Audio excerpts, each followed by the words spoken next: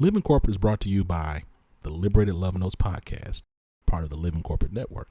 The Liberated Love Notes podcast is a starting point for integrating self and community affirmations into your daily practices. The Liberated Love Notes podcast center the experience of Black folks existing in white systems and speaks to overcoming imposter syndrome, disrupting injected and internalized forms of oppression, embodying an abundance mindset, and building a healthy racial identity. Check out Liberated Love Notes podcast wherever you listen to podcasts, hosted by Brittany Janae Harris.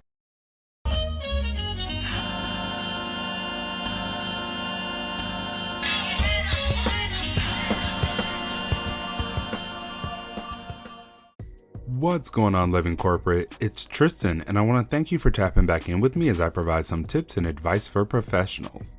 Today, let's talk about the dreaded interview question, tell me about yourself. Anytime I'm doing interview prep with clients, we always start with one of the most common interview questions that most people tend to struggle with. Tell me about yourself. If this question gives you anxiety, I completely understand. Most of us have been taught to let our work speak for itself, but unfortunately, that mindset can be detrimental in these situations. We've also been taught that talking about ourselves and our accomplishments can come off as boastful or arrogant. Therefore, we aren't comfortable doing so, even when a job we want is on the line. But chances are, throughout your job search, no one will view you like that. This question, like most of the hiring process, is about building trust with the potential employer. Whether you're qualified or not, if you cannot adequately communicate your experience and track record, you can't build trust with that employer, and they may likely move on to the next person. If you're someone who needs a little help figuring out how to answer the question, consider this formula: past, present, future. First, give an overview of your past roles and 1 to 2 accomplishments you've had that are relevant to the role. Next, provide an overview of your current position or situation and 1 to 2 relevant achievements.